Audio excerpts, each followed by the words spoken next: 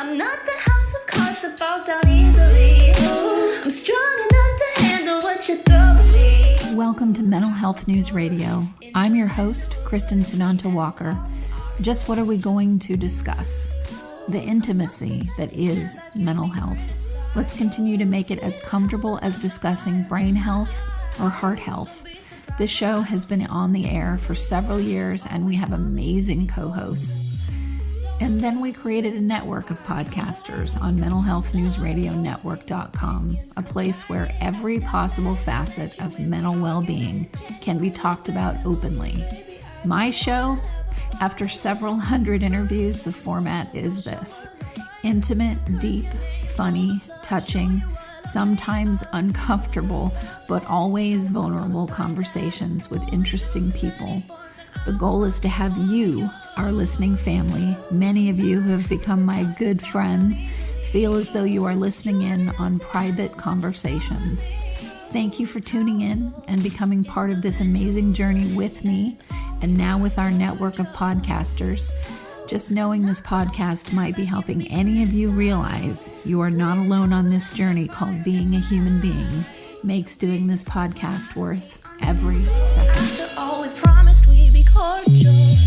Hey everyone, Kristin Walker here, and we have two special guests. We're doing the Healing Room show, so of course we have the amazing Martha Juchnowski. Hi, Martha. Hi, Kristin. Nice to see you. And we also have Adam Klugman, who's been on the show before, doing other shows. Hi, Adam. Hi, Kristin. Hi, Martha. Hi, Adam. So we're going to talk today about people that are what you call an empath. So this is beyond just having empathy. These are people that are givers in the world, that actually part of their, what makes them tick is their joy of giving, that's how they, operate in the world is in the giving. And something that Adam and I have worked on together. I don't know how many months, Adam, have we been doing the alarm clock thing? Oh, God, it's been probably about 6 months. I love that. Yeah. I mean, Adam and I are both givers. And I said one day, or Adam said, I don't even remember at this point, but we said, we really need to learn how to receive. Mm-hmm. We know how to give, like, got that. It's A in the class. No, Right. No one in the dunce corner. You get the gold sticker. Good. Right.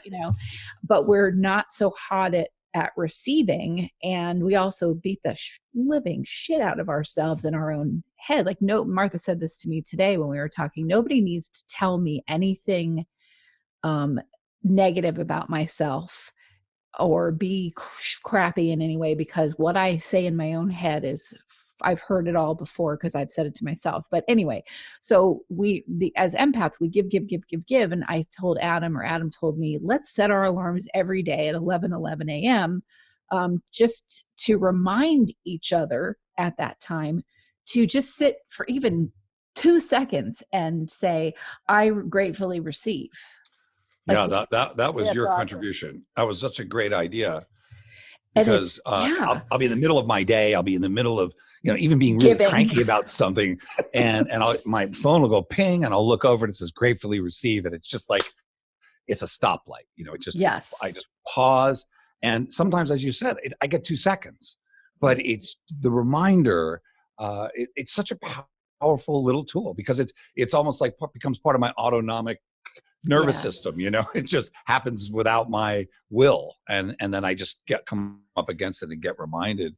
So it's really powerful. I love that, because I think the key for empaths is learning to receive.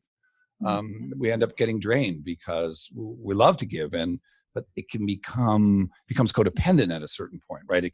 Yes. We were talking about this. If it's not intentional, it becomes a way of sacrificing oneself out of obligation. It becomes really messy. So the gift of empathy becomes this enmeshed, codependent way of being with others, in which we end up feeling like, well, what am I getting out of this? And there's resentment and deficit and this feeling of, well, I'm being cheated here, And I just, so many times I've given and given and given, and still felt like the end result was, well, I came up short. I'm like, what? wait a minute, Right. something not right here. Or that you give and give and give and give, and then somebody turns around and tells you, how, you aren't giving enough. And I'm like, now I used to not, I just would be like, oh gosh, I must give more. Great setup for being around a lot of narcissists. But because they'll take, in fact, this makes me laugh because I did interview Dr. Jim Fallon, and he'll think this is funny if he even listens to my show, which I doubt he does. But I interviewed him once. An empath interviews a psychopath because he wrote a book about how he's a psychopath. He did a PET scan and has all the genetic correlates and all this kind of stuff. But he said to me, so you really do you get energy out of when you talk to someone looking for ways that you can help lift them up? And do you notice things about them that you can say that would make them smile or make them happy? Or, I said, God, yeah, that is that gives me energy. And he goes, God, that must be exhausting. Yeah, right. That seems like a healthy response. Because he hates it. He tries to behave that way so he appears normal, because he goes, I literally don't care. He even said on the interview, I mean, I asked you about being abused as a kid, Kristin, because I feel like that's something that I should have done, but I really don't care. Wow. Well, okay. He's really honest. Okay. I salute his honesty. I really do. And this particular subject has been in the forefront of my mind for the last couple of weeks, and I've had a lot of discussion with my guides about this, and they were very emphatic when they said, you talk about empaths getting exhausted. Well, we're exhausted because we don't do for ourselves what we do for other people.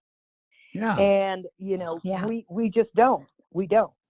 And we are so intent on showing other people their goodness and their greatness, their inherent greatness, that we forget about our own. And it is that inherent greatness that allows us to be empaths. So my guides have been asking me, and it's been a very interesting little trip here.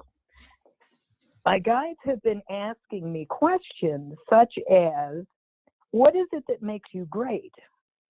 And my answer to that was, I don't know that I am. And they said, well, how can you give that away to somebody else if you don't know it about yourself? Which I found was very clever. I've thought of that too. And my guides do that to me a lot. They really do. I was going to say, you got pretty smart guys. They outfoxed you. They do all the time. They outfox Martha. They're doing a good job. Yeah.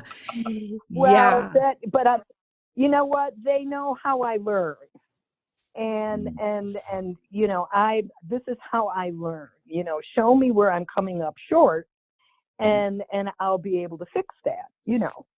And they also said to me, everybody spends so much time thinking about what they are not, all the things that are bad about themselves or negative about themselves. Yeah, I have a list that's 2,000 and the list of good things could fit on a Post-it note. Yeah. Well, here's the deal.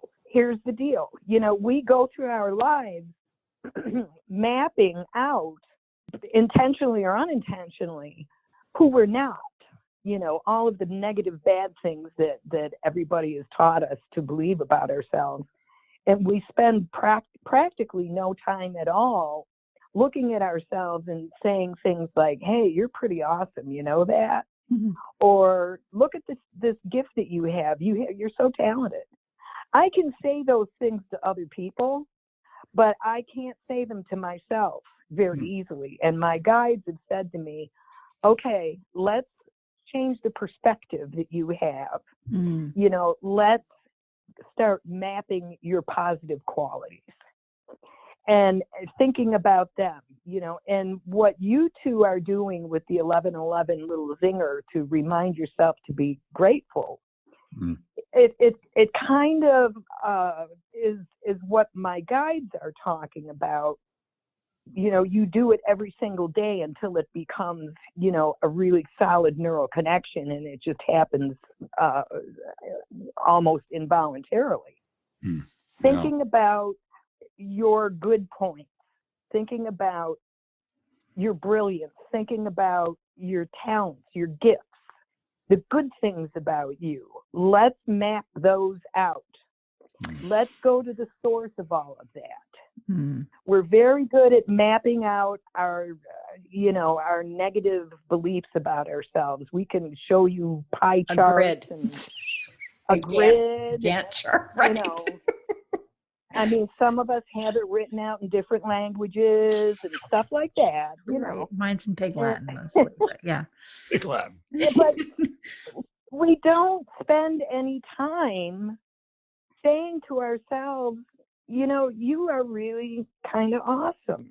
Mm. Why do we do that? Why do we not say that to ourselves? Do you think, because I feel like some of it is this. I feel like some of it is more so in my 30s. I mean, my 40s. And I'm like so happy to get out of my 40s next year. But I feel like my 40s were when I woke up about and really saw toxic, really narcissistic behavior, people that say that about themselves and they don't ever self-reflect on the horrible stuff that they do. Right. So to me, in some ways, I don't know if it's a number that's done on me. That's probably what it is. But I feel like if I do that, if I explore how awesome I am, that I am then one of those people that I viscerally have been just, almost destroyed by several times, Well, there's a difference, I think, Kristin, between, being narcissistic in how you speak to yourself and how you portray yourself to other people, and acknowledging that you are an infinite being, a luminous being, a speck of divinity. You are not a drop in the ocean. You are the ocean in a drop. Mm. That right there is Love that. inherently great. It is inherently great. And I'm not talking about examining, things that will appeal to our human ego. I'm talking about examining things that we would reflect if we did believe we were the ocean in a drop. Mm. Do you see what I'm saying? Absolutely. I totally you interpret see that, exactly. Adam. Tell me. Yeah, I mean, I've never heard that expression before, that way of looking at it. We're not a drop in the ocean, but an ocean in the drop. And that is the seed of our greatness, right? The germ of the greatness that we're talking about. And so I heard that there was a quote from Marianne Williamson that I heard when I was very young, when I was studying the course in my 20s, and it said, we're not afraid that we're powerless. We're afraid that we're powerful beyond measure. It's our power that frightens us. And I think that for me, it's so much about allowing, right? That as I was listening to you guys talk, I was thinking, as I'm just sitting here talking, that greatness is something that we let in. We can make lists, but sometimes lists for me can be like those affirmations that you make, like I'm thin, I'm thin, I am thin. No, it doesn't really work. I'm not thin. I'm not getting thinner, or whatever the affirmation might be, because it's about it. That greatness is about this really important feeling that we have about ourselves, that we know is true. And so the kind of, in a way, getting out of our own way and saying yes to that, coming into agreement with it, and being willing to deal with the consequences of the power that comes along with it, and take responsibility for the power that comes along with that. I think that's been it's like making a claim on it. I think that's where the lists come in, where it feels like we have to make a deliberate claim on that greatness. For what I don't have an answer as to why we tend to favor those negative aspects of ourselves. It could be enculturation. I really don't know why. It just might be something inherent in the human ego and the human psychic construct, the way it's built. I don't quite understand it, but and maybe it's meant there as a bulwark, so that when we do claim that, we have to work through that, all that negativity, in order to make the claim. But when we do, it's something that we really earn spiritually, soulfully, something that it's really about the fulfillment of that, and the overcoming of all that negativity, and really receiving that greatness is really about some very important karmic step that we make as human beings when we come here. I mean, that's to kind of extrapolate the macrocosm. So that was kind of what I was thinking about as you guys were talking. Hmm. I like Well, that. you know, I have to agree with you on that. And I also think that, you know, those of us who are empaths and healers, we tend to feel that we need to minimize our presence. You know, we walk with small feet on the planet. You know, it's not about us. It's about the work that we do with other people. So I think that, you know, acknowledging the idea of your inherent greatness may be a little bit of something that we can't deal with immediately. You know, this is, I can tell you for myself that I will purposely put myself in the back of the room every single time, because it's not about me, it's about everybody else. Oh God, So I when run my whole when company my- that way. Yeah. Oh, right? Yeah. So when my guide started talking to me about, you know, let's take a look at who you are, and let's really reflect on the good things that you're actually exhibiting to the world. Let's look at those things. I pulled away because I thought, oh, I don't want my ego to get involved here. But I also know that, you know, if you are a healer, an empath, you're not going to let your ego get involved in it, because you know that that's dangerous. And it will take you down a path that is not where you want to go. So that it involves trusting yourself too a little bit. Right. But you know, my people said to me, let's take a look at who you really are and what your positive qualities are, and change the focus of your thinking a little bit. You know, we're not trying to talk ourselves out of something. We're acknowledging the reality of something that we've overlooked. And that was the bottom line. And I started doing that. And in the beginning, it was very uncomfortable. I don't like attention, and I don't like being in the spotlight. And all of a sudden, I was getting this attention, and it was a little disconcerting to me. But I understood what was going on, and I allowed it to happen. And I was able to look at myself a little bit differently, and it was very empowering, I have to say. Wow. So if we can just stop for a minute saying, well, you know, I have this problem with envy or greed, or I can't seem to find abundance anywhere, and I have to, you know, map my way into the origin of that consciousness in order to heal it and fix it so that I can be abundant. If we can stop doing that for a minute and saying something like, you know, I am a luminous spirit. I am an infinite spirit. I am the ocean in a drop. I believe that makes me abundance, not abundant, but abundance.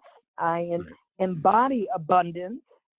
Let's explore that a little bit, you know, and walk down that road. Let's take ourselves down the road where we're going to see the good things that we possess. And we will always self-examine. And I think that's good, you know, but I think that empaths have a tendency to overdo that. Well, and we have a tendency, oh, I don't know, maybe not all empaths do, but I have a tendency to, for a lot of different reasons, but I think a lot of it has to do with this empath thing where I, like, I'll live in lack as if it's not spiritual for me to have a lot of money or to be my most physically attractive way I could make my appearance, or, you know, whatever. Right. Like Right. I think younger years, I certainly I didn't feel so much that way, but it just, I'm telling you, I got the shit beat out of me in my 40s. Sorry, I keep saying the SHIT word, but I mean, seriously, I just feel like I got the living shit beat out of me in my 40s. And now I'm How do you, like, how do you mean? How oh, do you mean, Kristin? Like, I don't, you just, don't have to get into examples, but what was the nature? I mean, is there a theme that you recognize? What was the nature of what happened in your 40s that say didn't happen in your 30s? I was more, uh, this is like whatever that's called when you say a misnomer. I don't know if that's what it's called, but anyway, I wasn't quite awake in my 30s and my 20s. I really feel like I woke up in my 40s and saw things how they really are, more than I ever had. And there's a level of being able to just sort of plunder through life unawares that a lot of people, I think, live in all the time, and can go a whole lifetime living that way, or maybe even many lifetimes living that way. But, you know, there's a kind of a safety in that. It's kind of like how I have felt about depression at different times. When you're really in it, in a depressive episode, it's so much easier to say no, to not have little things bother you. It's the coming out of the depression that can actually be even harder in some ways, because then you look at all the stuff that you've not dealt with while you were so depressed. And I kind of look at it like that. I was just not very awake. I was trying to be, boy, was I trying to be. And then my 40s came, and, you know, because I mean, hello, I had a horrible, you know, experience in childhood. So I kind of look at it like, well, was it worse than being molested? I mean, come on, it wasn't worse than that. It's not about comparing Right. what happened in each decade. It's more that I just saw the evil behind the mask in many ways with certain people. I saw, I just was awake. I just was like, oh my God, like I can't, you know, I can't look away from reality anymore. I'm not, does that make sense at all? Yes, Oh, it does. it does. Actually. So I guess I'm gonna just push a little bit and tell me if it gets uncomfortable. But so it sounded like what I heard you saying was that there was this, that in your 20s and 30s there was something in you that you said you weren't awake, and then in your 40s, whatever it was you weren't seeing in that not awakeness kind of came to wake you up. Oh Right? God, yes. Yeah. Like, So the wave comes in, right? yeah, like people being so horrible that, or maybe not even so horrible, me just seeing the horribleness in human behavior, that can be human behavior, really manipulative, you know, kinds of behavior. Just, I saw it. These people have always, you know, been hanging around, and I just was too young, too stressed, the film is over my eyes, whatever, didn't see it to the level at which I saw it in my 40s. And boy, did I see it. Like a truck ran me over and went, okay, you can't deny it anymore, you know?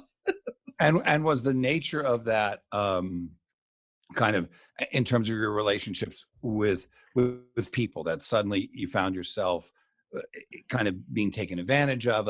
You were somewhat blindsided by what happened in terms of relationships in your 40s. Was that how it was manifesting? Yeah. I mean, I always have been blindsided by relationships. So it isn't that I wasn't previously. It's just that I really was conscious about much more conscious about them. And I don't mean to pit and say, oh, these bad people. I don't mean it like that at all, because, you know, you learn from each of these things. And, you know, I've definitely believe in soul contracts, and some things that I thought were horrible, now I can look at it and go, well, look at this person's back in my life, and that was an interesting time. But I just mean, I didn't have the blinders on anymore. It was, and it didn't feel like a gradual removing of the blinders, even though it was. It felt more like, you've been wearing these really heavy duty glasses, the kind that you, when you go in and you have your eyes dilated, and so they wrap around your entire head. Like you've been wearing that until you were 40. And instead of you wearing less covered up glasses, we're just going to knock those suckers off your head and you ain't wearing them anymore. So you're like, that's what it felt like.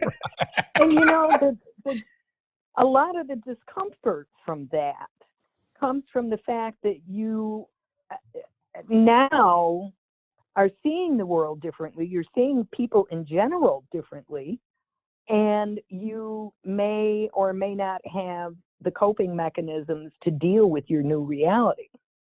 And that is very, very uncomfortable. That was it, Martha. You just freaking summed it up. That was my 40s. I did not have the tools to, yes, whatever you just said that I can't even repeat. Say it again. Say that again, Martha. Say it again. Say it again, Sam. Play it again, Sam. Yeah.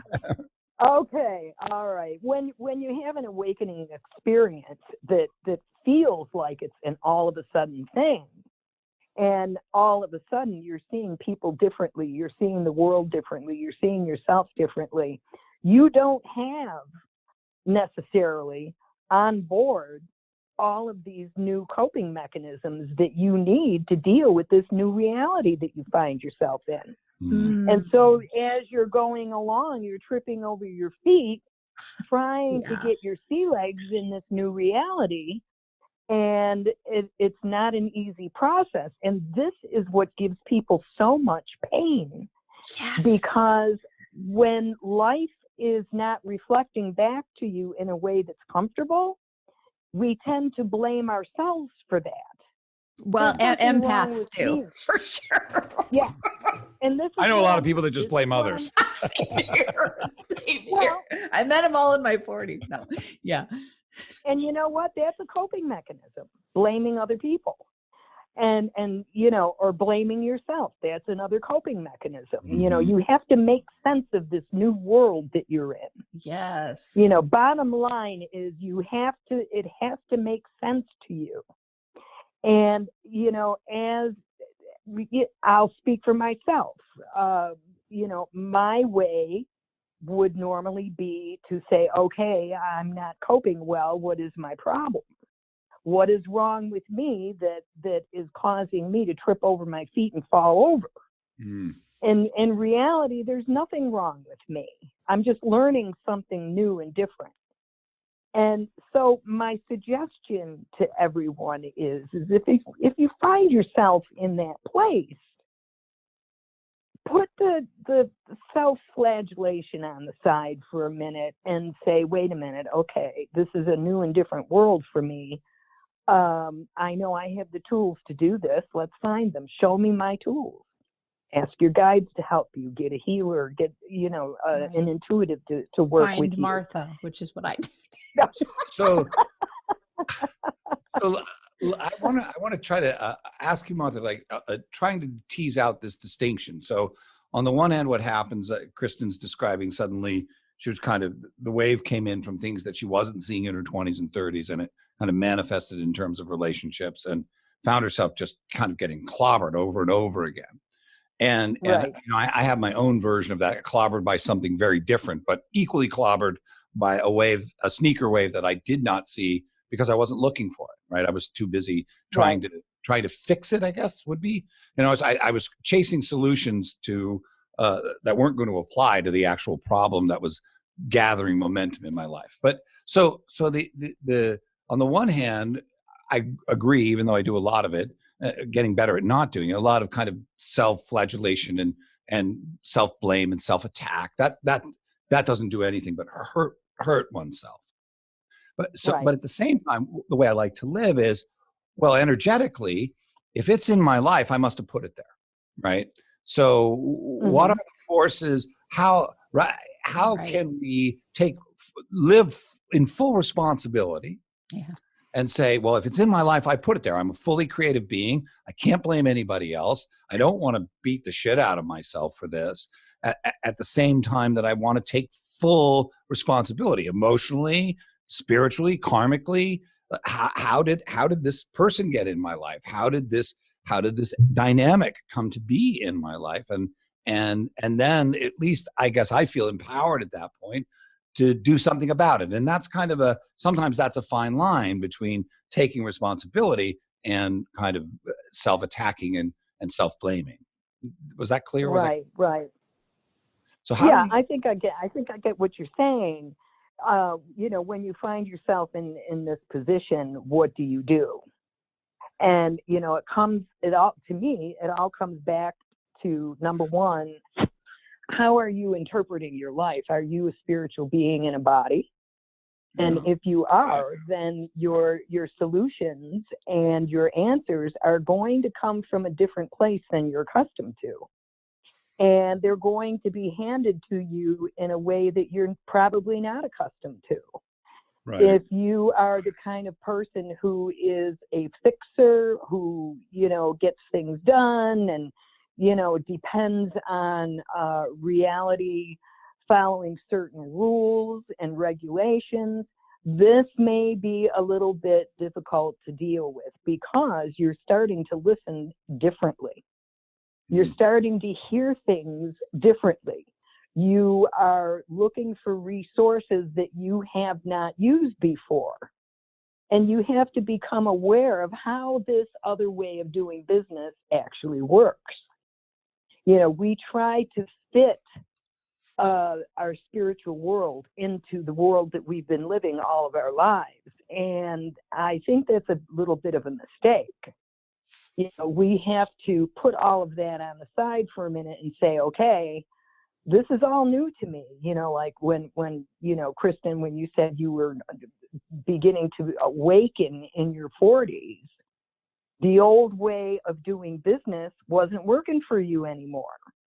So learning how that other resource deals with you as a human being, the way it speaks to you, the way it communicates with you, the way it helps you to problem solve. You need to learn how to access that, hear the voice, recognize it, and cooperate with that. We can't fit human solutions into a spiritual box. It just doesn't work that way. When I say I talk to my guides, I mean I talk to my guides. I listen to them. We have full-on conversations. Now, most people don't do that. I do. And that is, I'll tell you, they've never lied to me. They've saved my rear end from a lot of stuff. I probably shouldn't be alive right now based on my past, but I am, because I learned how to listen differently. I also made the judgment that the way most people operate in their life is not compatible with the world of spirit. If you are going to say to the world and to yourself, I am a spirit in a body, well, okay, that's cool. I agree with that. I love that. I'm, welcome aboard. But we need to learn how to deal with our world through that, and not the way we've become accustomed to dealing with everything, problem solving and logic. It just doesn't work. So the other thing to understand also is that is not something that you can learn overnight. Becoming, more spiritually aware and doing things from that perspective, it's a journey. It's a journey. And every day that you ask questions, every day that you acknowledge who you are, every day that you say, I want you to show me who I am, you're learning. You're conditioning yourself to that other way of doing business. It's a journey. It's not going to happen overnight. I'm sorry? I like that. I like what you're saying. It's kind of, it's counter to, I tend to be kind of very analytic and, but what I love about what you're saying, Martha, is it's really the shortcut, right? You can try to figure it out in your head. You can try to, as you say, try to fit human solutions to spiritual problems. It doesn't work either way, right? You definitely don't want to take a human approach. Well, I'll just figure this out. But what I hear you saying, if I'm right, if I hear you correctly, is go right to the central question in the face of any Yeah. challenge, which is show me who I am, who I really am. Yeah. And implied in that, I think back to our theme, which is receiving. In order for one to get the answer, one has to be available to receive the answer. And that answer is a magnificent answer, right? It's you're the ocean in a drop. And Right. and kind of displaces the problem energetically, right? So if there's more of this, I'm an ocean in a drop consciousness, if I'm constantly asking spirit to reflect my true nature and to bring that forward, and I continually and incrementally continue to say yes to it, eventually it's like, from God's point of view, there are no problems. It's just that problems dissolve in the mind of God, right? In the face of our most magnificent nature, there are no problems. So it's not like, oh, I've got to fix it and wire it in the presence of the answer to the question, who am I really? The problem tends to dissolve. Right. And that's kind of the shortcut rather than trying to, how many shrinks have I seen? Well, I'll just rewire this and then it will work. And, you spend 4 years and $50,000 trying to rewire it, and it still doesn't, Right. and I spent a lot of time doing that. So if I hear you correctly, I absolutely love what you're saying, and I love that answer. I need to be reminded of that, just to go right to the central question. It takes care of all. Well, yes. We spend so much time asking, I don't want to say the wrong questions, but questions that keep our attention focused where we don't choose to have it focused. And, if I truly want to embody what I believe in to be true, what I know to be true, that I am the ocean in a drop, well, I have to turn my attention away from the idea that I need to ask questions that are logical and fit into the human paradigm. I am going to go over there and say, okay, guys, surprise me. Show me something really, really wonderful. And let me experience who I really am in a very tangible way. I love that. I am also a very logical person. I tend to walk with one foot in each world. I had to have this kind of way of thinking, in the work that I did prior to this. You have to be able to juggle 1,000 things at one time. And I'm also a believer that any spiritual concept or idea that we have really is going to take root and show itself in the human experience somehow. So I'm always going to ask, show me, show all of me. Don't just give me the feeling of home. Let me see home while I'm here. And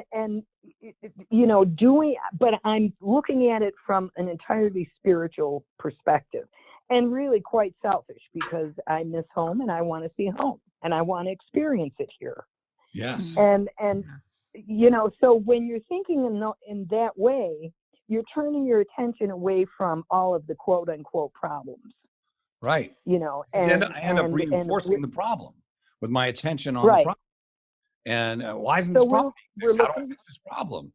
And I end up making the problem real. Well, you do. You keep it alive. You fan the flames. What you pay attention to grows in this reality.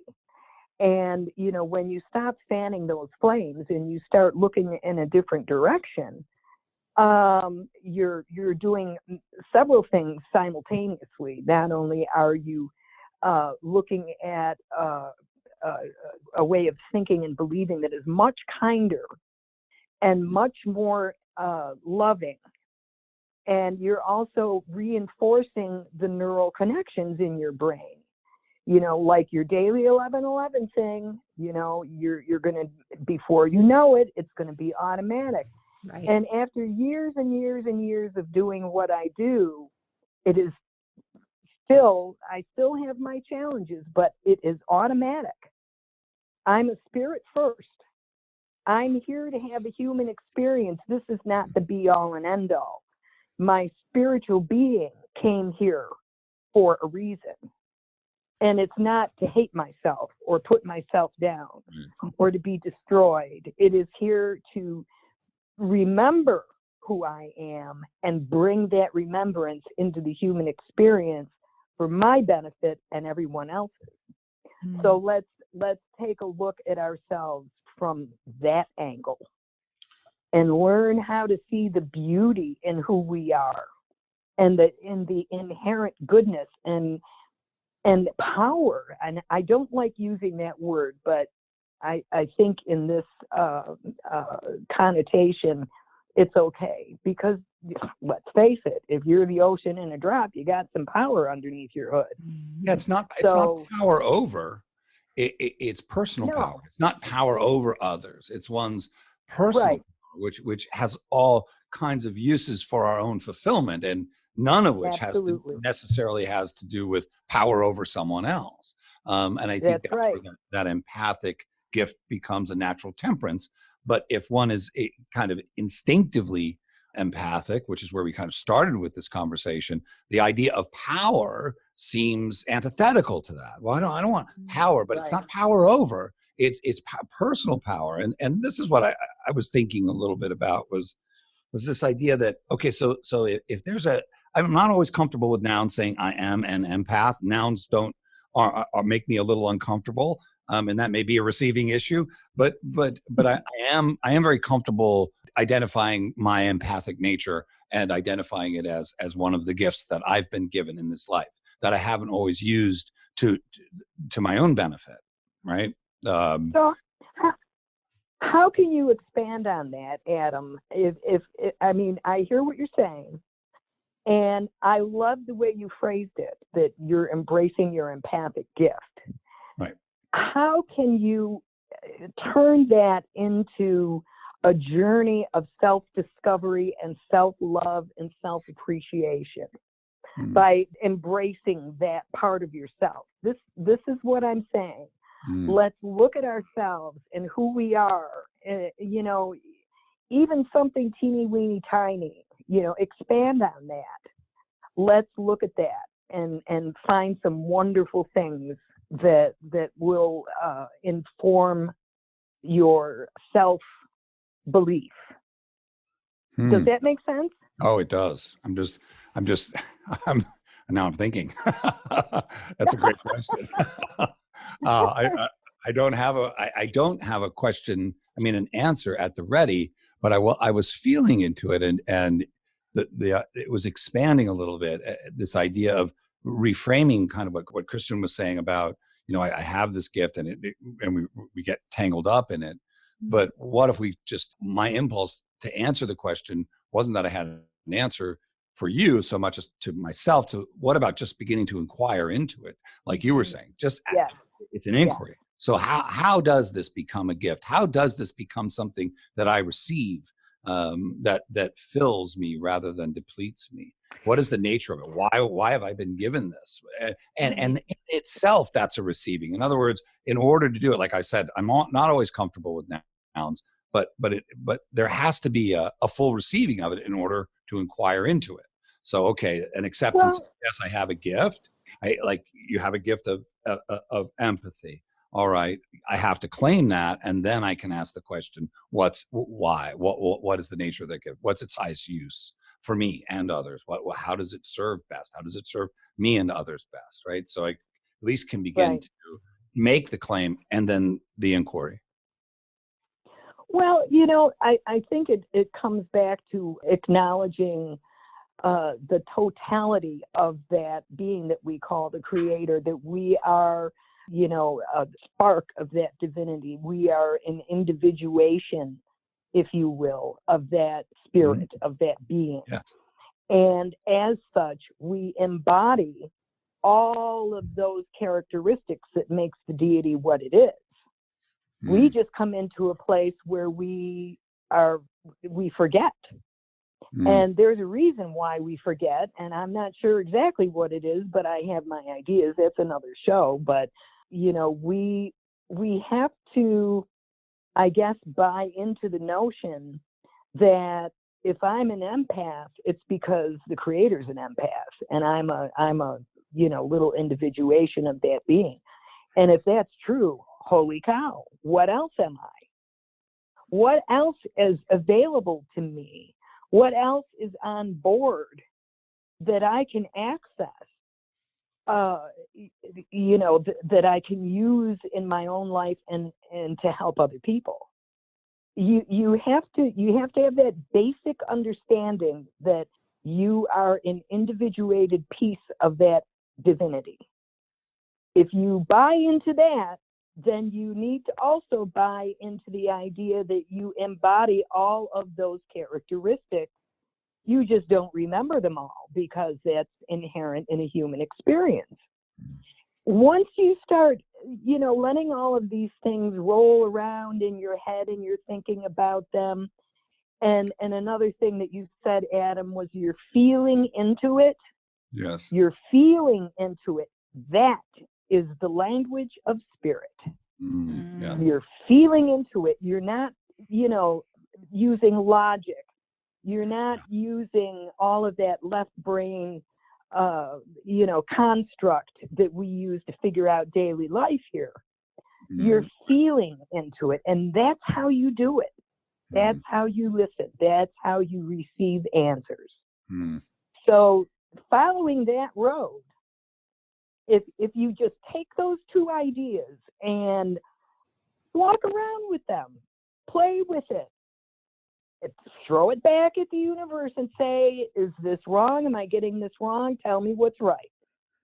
And just let it be, and you will feel your way into it. I guarantee it. You can't logic this. I feel like my next, I remember being on your table and having that whole experience about time. And I've been told that was a near-death experience, and I didn't have to die to have it. And, I've been told these different things, and it was very profound. So I really look at time differently now. I do not see it as needing to take forever for things to happen. And, you know, but I still feel a bit of a timeline in terms of my next decade of life as a human being, where time is part of our experience. And, it is. That is way more focused on the feeling of things, the trusting that inner journey. And it's funny because it's not so different than what has been said, forever. Like as a kid, you're the closest to it, and then you forget. As as a baby, you're the closest to spirit, and then you forget everything.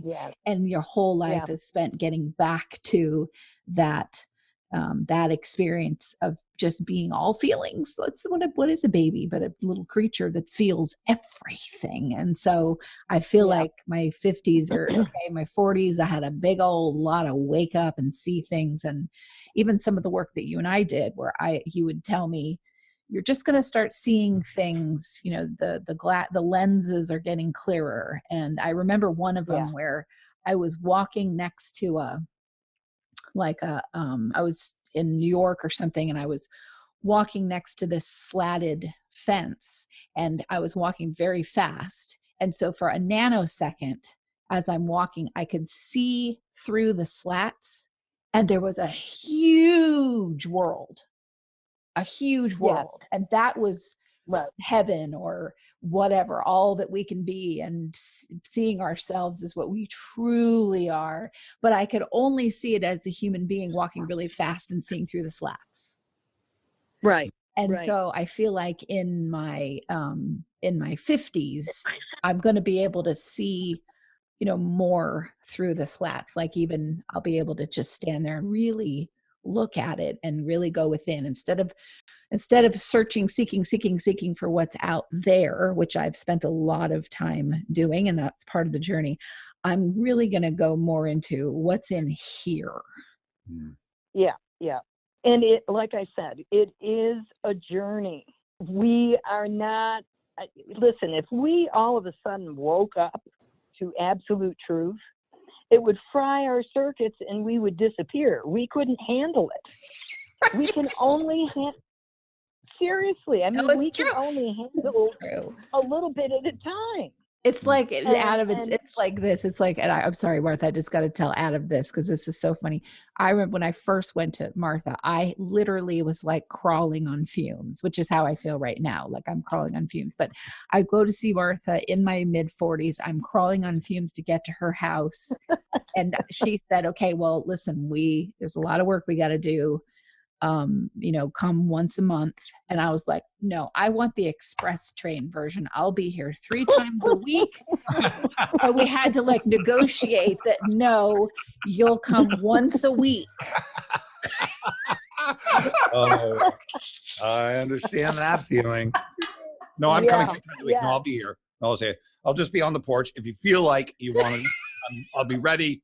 I won't bother you. I'll sleep here. It's fine. Just when you're ready, just come get me. But that process is a process of letting go, right? I mean, I think that what happens is you're saying, I'm ready to let go of my defenses and I feel incredibly vulnerable and I want to anchor somewhere. So it's actually a good sign, but we're laughing because we can all identify with that feeling of you have to be with me every moment because I'm ready to let go. And when you find someone like Martha, who's so empathic and so wise and so loving, man, do you want to fall into that person's arms? I have that.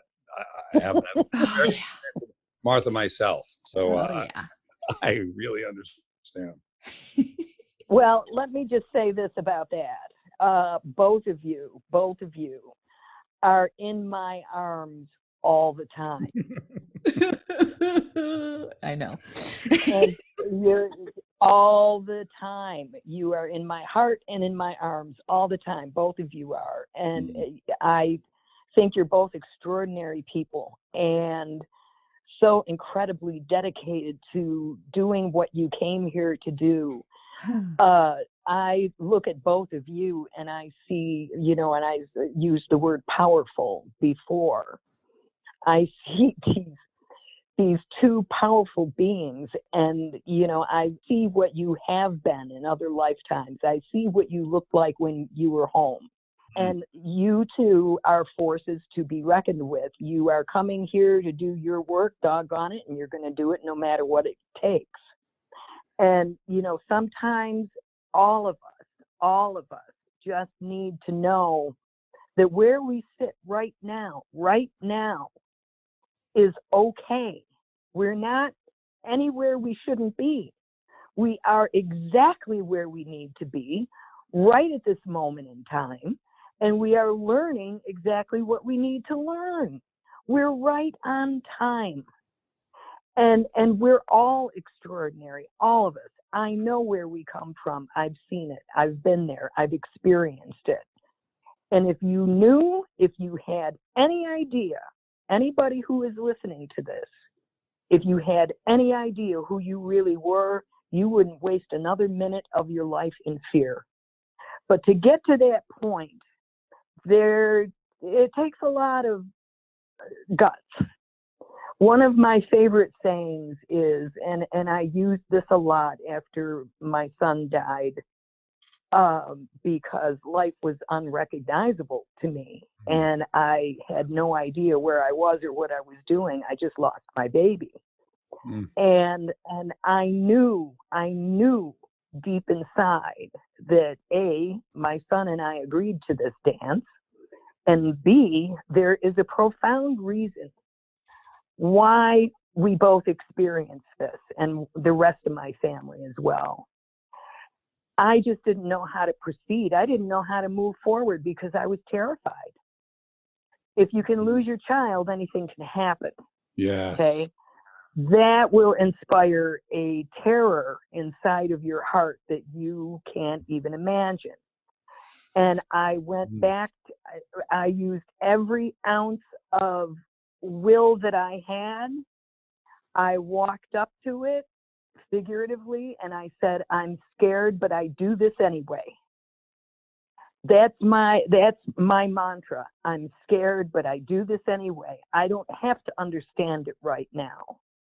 But I know enough about how this works, and I know that my spiritual family is with me and they love me and I am protected and I'm safe and I'm good. And I trusted that and I said, I'm scared, but I do this anyway. Mm. And I just put one foot in front of the other. No matter what happens, I'll put one foot in front of the other, one day at a time. But ultimately, you know, everybody I am talking to right now is going to find that place inside of themselves eventually that will allow them to live a life without fear. And and if we learn to love and appreciate who we truly are, we're going to get there. We're going to get there. So a life without fear, conversely, is a life lived in full expression of love, right? I mean, so I ask, okay, Sure. if I lived, what would my life look like if I lived without fear? And I'm assuming people are listening. There isn't anybody out there that doesn't live with it, and also with the understanding that it's the thing that's in the way of our real fulfillment as beings. And so how do we get there? What do we have to know in order to live a life without fear? And if we did, what would be the benefit of that? What would a life without fear look like? Oh, that's profound. That is actually for the stuff that especially I felt like, you know, well, you got to go out with a bang for this year, right? So so I look at that, like, in looking at things that way, Adam, I can look at this year and go, a lot of stuff, weird, uncomfortable, just things that, you know, anybody that doesn't like me would go, ha, she got what she deserved, maybe in some ways. Who knows, whatever. But there was a year filled with those kind of odd, just things that I fully examined and go, how am I creating this? You know, all those things that you do when you're someone that does look and take responsibility for life. But I will say this, I am so much closer to being able to go, it didn't kill me. And going whatever and living without fear in that way. I think, you know, there's healthy fears, but if that's really it, like if that's really what is true, which I believe that it is, then boy, has this year been so good at making me go, okay, Right. you know, like, hey, keep going. That, you know, just keep on. Like, it doesn't matter the stuff that happened that you could say is embarrassing or is horrible or is whatever. Okay. And next, you know what I mean? And not afraid to do stuff that is really, instead of it making me cringe. And I think maybe in some ways, you know, Martha, you and I have talked about, you know, things come into your life, other beings or spirits or whatever come into your life, and they're there to wreak havoc because that's what they do. We have to say, okay, wait a minute. I know who I am and you know the rules. Leave now. Like, I have to remind myself to say that. You told me about that. And so this year was a lot of that manifesting in a human form, people showing up that are just there to be malevolent, and me going, you know what? You don't have power over me. You don't have power over my narrative. You don't, so you can go away now. And them kicking and screaming about it and throwing fits about it, but going away, and me being like, yeah, God, I survived that nonsense. You know what I'm saying? And that was you experiencing non-fear. Yeah. You know, when bad things, and I'm judging by using that word bad, but you know what I mean. It's all relative, come into our lives, you know, we can look at those things one of two ways. Oh my God, I'm not going to survive this. Why am I being punished? Right. Or, okay, what is this trying to teach me? Yeah, why am I being such an idiot? That's another way you can look at it. Well, that's another way, but it solves nothing really to say that. True. So, you know, after a while, you start to get down to the bare bones. Either this is going to kill me or it's not. I prefer not to die right now. Thank you. How can I use this to make my experience here more helpful to me and other people?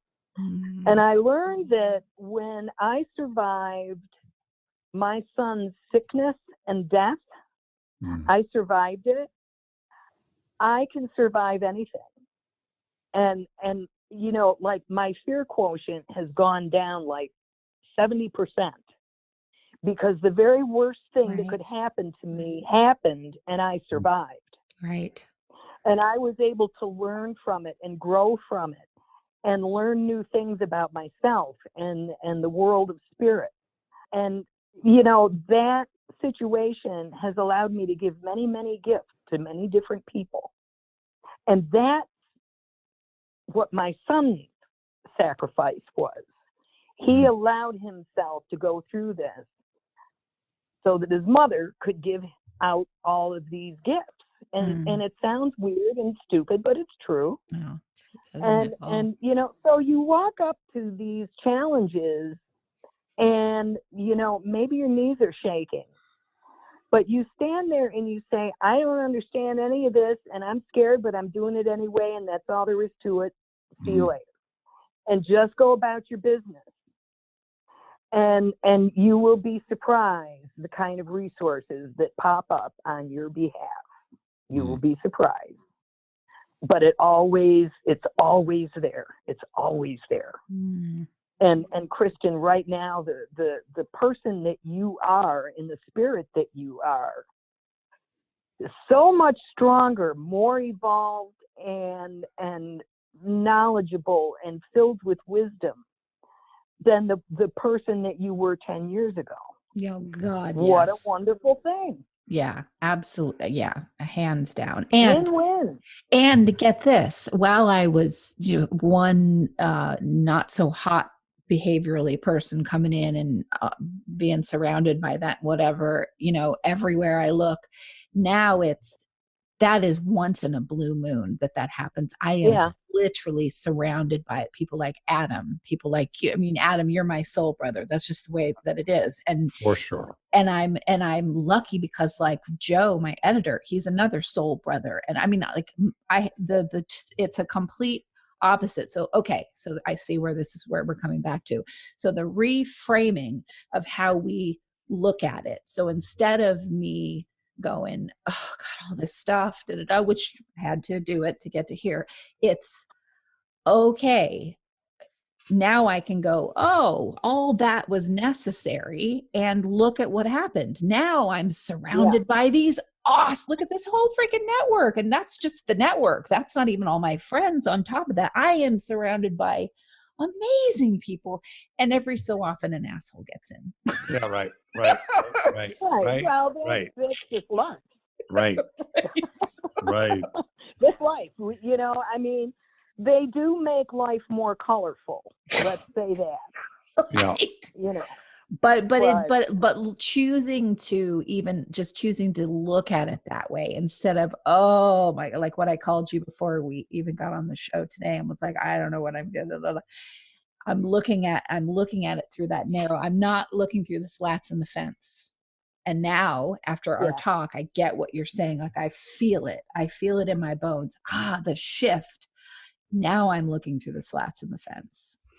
Yeah, there you go. And you know, all it takes to see what's on the other side of that fence is a different perspective. Right. You stop walking and you look through the slat, and there it is. You stop. No big deal. Yes. And Adam, remember how, you know, you and I have talked about Adrian, who we have both been to see. And she had said to me, you need to rest the rest of this year. You just need to rest the rest of this year. Guess what? I've been resting my body, but my brain has been like, you need to get up. You need to be doing these things. What are you doing? Take on this. Well, my body is like listening to, you need to rest. But now that I see through the fence, I'm like, no, your ass is going to rest up here and in here. Yeah.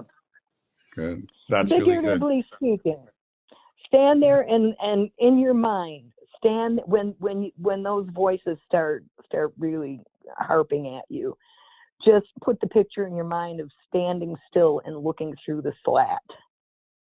And you know that behavior, that motion right there is just as important and just as weighty a thing to do as making 500 phone calls. Yeah, if not more. Right. that's true. And Still. give yourself permission to do that. It's important. We're learning a new way of operating, and that's part of it. And, Adam, I mean, when you think about it, and I know this is true for Martha too, but you and I even have so much to do together. I'm I looking mean, forward to that. we really do, creatively, all the things that just excite. And, whenever you find what it is you really like to do, and then it comes to you and it's something that also is good for the world. I mean, that we have a lot to do, and I can't do it properly. I can't do it to all that it deserves if I don't take this rest. So in that respect, I'm like, Yeah. honor Right. this time, Yeah. because I got stuff to do that's amazing, and I need to be able to do it. Self-care is a big part of receiving, right? Yes. That's the Yep. brain. Like your body's receiving it, but your brain's going, no, Yeah. I can't have this time. This isn't mine. I've got to be busy. We got to get busy here. Come on, Kristin, get up, get going. Right. Because that receiving is sometimes it can be. I was talking to Martha about this the other day. Her whole thrust for me is like just relax and allow it to happen. And what I experienced was I would not like a total lack of agency. Like, I'm not interested in anything. I don't want to do a damn thing. Yes. I'm not going to move until I moved. And it was hard. It's disconcerting. Like, well, wait, Yes. I've got things I've got to do. But I do think that there's something really transformative about that as I'm in the midst of it. I'm still battling my way through it with the ego going, well, get busy. I'm finding that the stuff that I don't want to do is falling away, and I'm letting it. And the stuff that does want to come through is starting to find its way through me. And then I'm naturally motivated to do it rather than, because, I spent my life kind of chasing windmills, and I don't want to chase windmills anymore. Right? Yep. I'm either Yep. slaying dragons or I'm sitting at home, figuring out what I'm going to do next. Yes. But no more windmills, right? Oh No more windmills. So a year of windmills for me. Yes. Yeah, Everything you're saying. Totally. Oh my I've God. been chasing windmills for a long time. The last thing I want to say, and I know we're going to wrap up, it's been a wonderful conversation. Thank Totally. you very much. We're talking about assholes, and a few assholes get in. I've also found it speaking of assholes, I know a few. But I also think that part of receiving is, my experience sometimes with the receiving aspect is I can feel this blessing that wants to come through me, and it can't find room, right? There's no room. Or maybe sometimes it wants to land on the place where I feel most injured. So it moves in for a minute, and then I go, ow, because I haven't cleared the space for it, And so back to the subject of assholes, what I've done this year is thrown a couple of assholes out of my life. And it was reasonably painful, but not that hard. There was really more relief. Standing up to people and just saying, that behavior is not acceptable to me, and I don't think we can be friends anymore. And then taking full ownership of it. And I had an interesting experience the other day. A very dear friend and I went out to lunch, and sometimes he's just this wonderfully empathic guy, and sometimes he's just completely unattuned. And we went out to lunch, and he was constantly interrupting me. And he's a lovely guy, but he kept interrupting me, and he went on and on about this movie that he saw. I'm talking on and on. It was like 15 minutes, and then 20 minutes, and then Nancy called, and I was like, I took the phone. I'm like, okay, trying to change the subject, and he went back to it. And finally I said, we've been sitting here for over an hour, and you haven't asked me one question about myself. You've demonstrated absolutely no interest in me. And if I didn't love you, I would just walk away from this conversation and go, I think that's it for me. But I want to let you know that I'm not interested in coming here and you not demonstrating any interest in me. I've demonstrated real interest. It has to be mutual. And it was really hard and scary. You know what I mean? It was hard to do it. I had that kind of breathless feeling, that kind of thrown into cold water as I was doing it.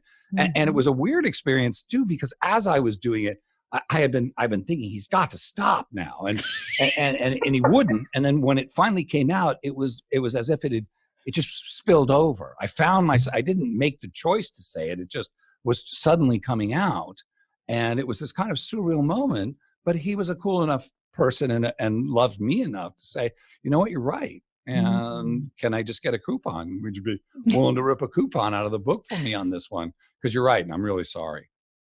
Wow. And Wow. it was progress for me, but progress in that I made space. I increased the space that where the blessing can go in. I didn't allow that to intrude. It seems like a small thing, but that stance within myself, what kind of message does that send to the universe about my readiness? I'm ready, and I'm willing to defend this boundary of this, what I feel sacred and what I value about myself. The universe goes, oh, maybe this guy's ready to receive, you know? So, and it was instinctive, you know, I just did it instinctively. So I just wanted to add that, since we were talking about assholes, and this guy isn't an asshole. He was just acting like one, you know, Right. for on that day. Right. So anyway, I throw that out for the listeners too, because there's a practical application of receiving. And I think that we have to make space to receive the blessing. And if we're all dysfunctional and our boundaries are all screwed up, there's no place for it to land. And that's our responsibility to the blessing. Oh, And let's not forget one other important thing about receiving. You know, the universe, without fail, gives us what we focus on, what our attitudes, beliefs, everything that is our core feeling about ourselves, mostly. And if we're paying attention to our problems more than we're paying attention to receiving blessings, guess what? You're going to get more problems. So, So part of all of this, you know, let's look at who we are and celebrate the wonderful things about ourselves, is turning our direction towards where we really want to be. These are the things we want to receive. Good, life-affirming, wonderful, exciting, happy things. And so, you know, that's part of receiving too, you know, having a better opinion of ourselves and what we focus on. But that was a great story, Adam. Oh, yeah, thank you. It was, I feel like it's the beginning of something organic, not something I have to enforce. It kind of enforces. That's right. Yeah. There you go. Awesome conversation, you guys. Thank you so much. Absolutely. Yes. Thank you both. And listeners, I want to say thank you to you for tuning into another episode of The Healing Room with Martha Juchnowski and Adam Klugman and me. Sometimes I'm passive aggressive, but never without good intentions. I heat up and act on my emotions. Thanks so much for listening to Mental Health News Radio. Our podcast can be found on iTunes, Stitcher, and hundreds of other podcast apps, or you can visit our website at mentalhealthnewsradio.com. If you have a question or would like to be a guest, become a podcaster on our network, or join the amazing organizations that help keep us on the air, please email us at info@mhnrnetwork.com. Get ready for that special goodbye from our resident therapy dog, Miles, and a special thanks to Emily Sohn for letting us use her incredible song, Cordial, for our podcast music. Listen to the full song on SoundCloud at emily.sonne. Don't be surprised when I don't hate on you. After all, we promised we'd be cordial. Sometimes in you I can fight it, but our opposing. Good boy.